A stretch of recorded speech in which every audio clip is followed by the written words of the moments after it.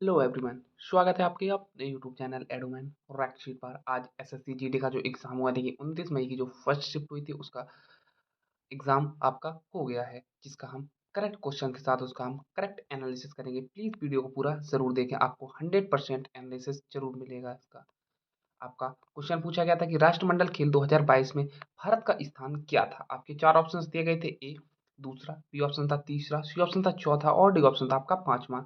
Correct answer था option number C, यानी कि चौथा आपका एकदम करेक्ट आंसर था। ऑप्शन नंबर सी इसका एकदम करेक्ट ऑप्शन था। ये जिसने लगा उसका एकदम करेक्ट था। इसी को हमने कुछ एक्सप्लेन किया है कि 2022 कॉमनवेल्थ गेम्स में भारत ने 61 पदक जीतकर चौथा स्थान हासिल किया था, यानी कि फोर्थ रैंक भारत की आई थी। फोर्थ इसका एकदम करेक्ट ऑप्शन था। अगला क्वेश्चन आपका पूछा गया था कि निम्नलिखित में से सौंप शब्द की शुद्ध वर्तनी पूछी गई थी, जिसमें आपका करेक्ट आंसर था ऑप्शन नंबर बी, यानी कि सौंप इसका इस प्रकार लिखा जाएगा, यानी कि ऑप्शन नंबर बी इस प्रकार लिखा जाएगा। ये जिसने लिखा है उसका एकदम करेक्ट ऑप्शन था। इसी को बताया कि सौंप एक मसाले का नाम है जिसका मानक हिंदी वर्तनी जो होती है सौंप इस प्रकार लिखा जाता है।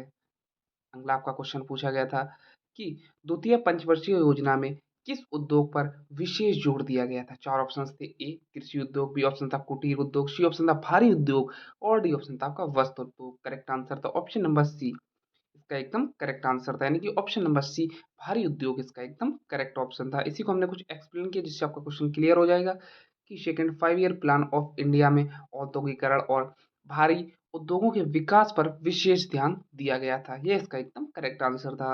अगला क्वेश्चन आपका पूछा गया था, इससे पहले प्लीज वीडियो को लाइक और चैनल को सब्सक्राइब जरूर कर दें। क्वेश्चन था कि नौक्रेम नृत्य किस राज्य का एक प्रसिद्ध लोक नृत्य है? चार ऑप्शन थे। ए असम, बी ऑप्शन था मणिपुर, सी ऑप्शन था मेघालय और डी ऑप्शन था आपका नागालैंड। करेक्ट आंसर था आपको ऑप्शन नंबर सी, मेघालय इसका एकदम करेक्ट आंसर था। ऑप्शन नंबर सी इसका एकदम करेक्ट आंसर था। यही बताया कि नौक्रेन नोक्रेम जो डांस मेघालय के खासी समुदाय का एक पारंपरिक नृत्य है। अगला क्वेश्चन आपका पूछा गया था, शुद्ध वर्तनी पूछी गई थी। दफा नाम जो है उसकी शुद्ध वर्तनी क्या है? चार ऑप्शंस थे। करेक्ट आंसर था आपका ऑप्शन नंबर बी, यानी कि दफा इस प्रकार लिखा जाएगा। यह जिसने किया इसका एकदम करेक्ट आंसर था। अगला क्वेश्चन आपका पूछा गया था कि निम्नलिखित में से कौन सी योजनाएं अनुसूचित जाति समुदाय के उत्थान और सफाई कर्मचारियों के कल्याण से संबंधित है? चार ऑप्शन थे। ए नमस्ते योजना, बी ऑप्शन था पीएम अजय योजना, सी ऑप्शन था आपका उपरोक्त दोनों और डी ऑप्शन था इनमें से कोई नहीं। करेक्ट आंसर था ऑप्शन नंबर सी, यानी कि उपरोक्त दोनों। यह दोनों इसका एकदम करेक्ट आंसर था, यानी कि ए प्लस बी इसका एकदम करेक्ट आंसर था। ऑप्शन नंबर सी इसका एकदम करेक्ट ऑप्शन था। इसी को हमने कुछ एक्सप्लेन किया जिससे आपका क्वेश्चन क्लियर हो जाएगा, जो आगे आने वाली शिफ्ट है उनके लिए इंपॉर्टेंट वीडियो है कि नमस्ते योजना सफाई कर्मचारियों की सुरक्षा, कौशल विकास और सम्मानजनक रोजगार से संबंधित है। पीएम जो अजय योजना है, पीएम अजय योजना अनुसूचित जातियों के आर्थिक और सामाजिक विकास हेतु चलाई जाती है। अगला क्वेश्चन आपका पूछा गया था कि प्रायद्वीपीय पठार की मुख्य विशेषता क्या है? चार ऑप्शन थे। ए पूरी तरह समतल भूमि, बी ऑप्शन था रेतीली भूमि, सी ऑप्शन था आपका दलदली क्षेत्र और डी ऑप्शन था आपका असमतल एवं ऊबड़-खाबड़ भूमि, जिसमें आपका करेक्ट आंसर था ऑप्शन नंबर डी, असमतल एवं ऊबड़-खाबड़ भूमि इसका एकदम करेक्ट आंसर था। यही प्रायद्वीपीय पठार की मुख्य विशेषता है।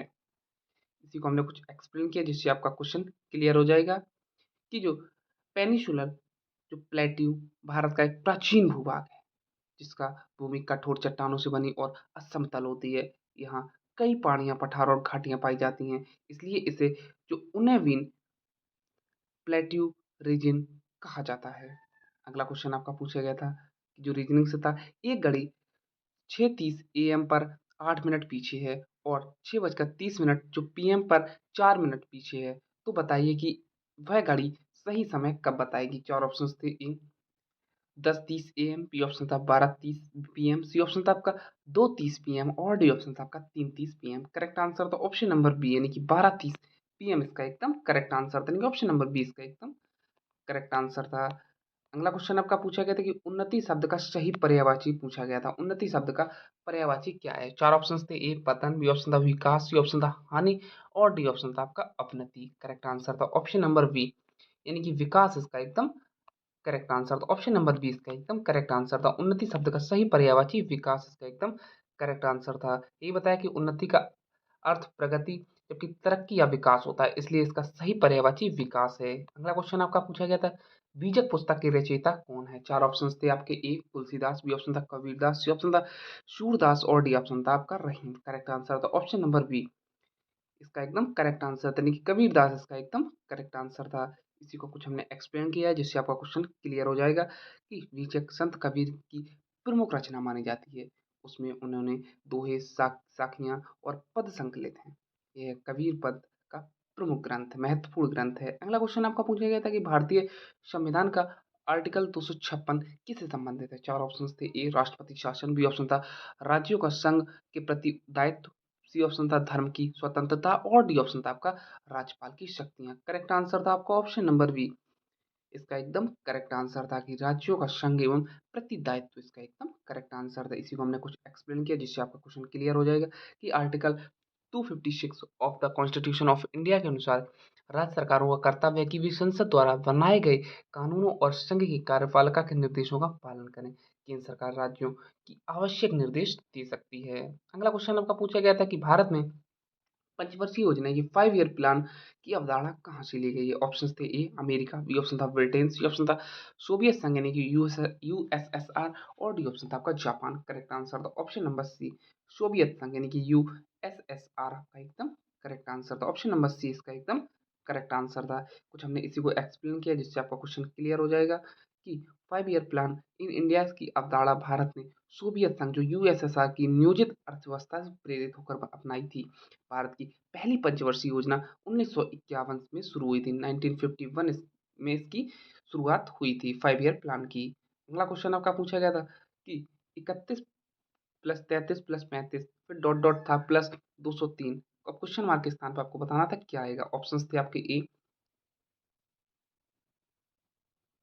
10,079, बी ऑप्शन 10,179, सी ऑप्शन था 10,279 और डी ऑप्शन था आपका 10,379, जिसमें करेक्ट आंसर था ऑप्शन नंबर बी, यानी कि 10,179 इसका एकदम करेक्ट आंसर था। ऑप्शन नंबर बी इसका एकदम करेक्ट आंसर, 10,179 इसका एकदम करेक्ट आंसर था। अगला क्वेश्चन आपका पूछा गया था कि भारतीय संविधान का अनुच्छेद 53 किससे संबंधित है? ऑप्शन थे। ए राष्ट्रपति शासन, बी ऑप्शन था संघ की कार्यपालिका शक्ति, सी ऑप्शन था आपका संसद की शक्तियां और डी ऑप्शन था आपका राज्यपाल की नियुक्ति। करेक्ट आंसर था ऑप्शन नंबर बी, यानी कि संसद की कार्यपालिका शक्ति, इसका एकदम करेक्ट आंसर था ऑप्शन नंबर बी, इसका एकदम करेक्ट आंसर था। इसी को हमने कुछ एक्सप्लेन किया जिससे आपका क्वेश्चन क्लियर हो जाएगा कि article 53 of the constitution of India के अनुसार संघ जो यूनियन की कार्यपालिका शक्ति भारत के राष्ट्रपति में निहित होती है। राष्ट्रपति इन शक्तियों का प्रयोग संविधान के अनुसार स्वयं या अपने अधीन अधिकारियों के माध्यम से करते हैं। लगभग आपके सारे क्वेश्चन कंप्लीट हो चुके हैं। जितने क्वेश्चंस मिले उसका हमने आपको 100% एनालिसिस किया है। अभी आपकी एक वीडियो और आएगी फर्स्ट शिफ्ट की, जिसमें आपका जितने क्वेश्चंस पूछे गए हैं सभी की वीडियो, सभी के जो क्वेश्चन है सभी की एक साथ वीडियो आएगी। उस वीडियो को जरूर देखें। अभी जितने क्वेश्चंस मिले उसका हमने आपको 100% एनालिसिस किया है। प्लीज़ वीडियो को लाइक और चैनल को सब्सक्राइब जरूर कर दें। अभी हम फर्स्ट शिफ्ट की एक कंप्लीट वीडियो लेकर आएंगे जिसमें सभी क्वेश्चन होंगे, उस वीडियो को भी जरूर देखें। इसके लिए प्लीज़ वीडियो को लाइक और चैनल को सब्सक्राइब जरूर कर दें। Thank you.